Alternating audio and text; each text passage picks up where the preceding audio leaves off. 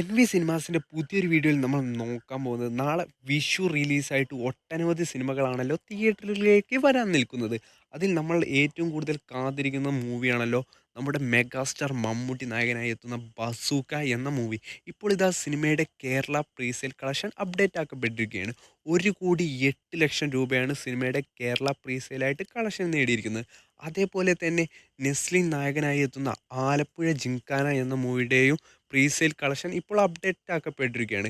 ഒറ്റ വാക്കിൽ പറയാം, മമ്മൂട്ടി സിനിമയെയും അതേപോലെ തന്നെ ബസൂക്ക എന്ന മൂവിയെയും സിനിമ ഞെട്ടിച്ചിരിക്കുന്നു എന്ന്. 98 ലക്ഷം രൂപയാണ് സിനിമയുടെ കേരള പ്രീസെയിൽ കളക്ഷനായിട്ട്.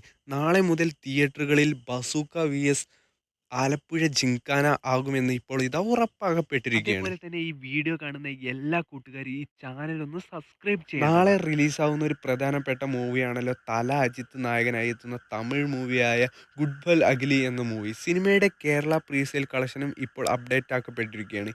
ഏകദേശം 24 ലക്ഷം രൂപയാണ് കേരള പ്രീസെയിൽ കളക്ഷനായിട്ട് ഇപ്പോൾ സിനിമ നേടിയിരിക്കുന്നത്. ഇതിനും താഴെയാണ് നമ്മുടെ ബേസിൽ ജോസഫ് നായകനായി എത്തുന്ന മരണമാസ് എന്ന മൂവി. സിനിമയ്ക്ക് ഏകദേശം 18 ലക്ഷം രൂപയാണ് കേരള പ്രീസെയിലായിട്ട് കളക്ഷൻ നേടിയിരിക്കുന്നത്. പേരിൽ മാത്രമുള്ളൂ മരണമാസ്, പക്ഷേ കളക്ഷൻ്റെ കാര്യത്തിൽ ഇപ്പോൾ കുറച്ച് താഴെയാണ് സിനിമ നിൽക്കുന്നത്. നാളെ സിനിമയുടെ അഭിപ്രായങ്ങൾക്കനുസരിച്ചുണ്ടാവും സിനിമയുടെ കളക്ഷൻ ഏതറ്റം വരെ പോകും. മമ്മൂട്ടി നായകനായി എത്തുന്ന സിനിമയുടെ പ്രിവ്യൂ റിപ്പോർട്ടും ഇപ്പോൾ ഇതാ വന്നിരിക്കുകയാണ്. സിനിമയ്ക്ക് പോസിറ്റീവ് അല്ല, വേറെ ലെവൽ പോസിറ്റീവ് അഭിപ്രായമാണ് സിനിമയുടെ പ്രിവ്യൂ റിപ്പോർട്ടിൽ വന്നിരിക്കുന്നത്.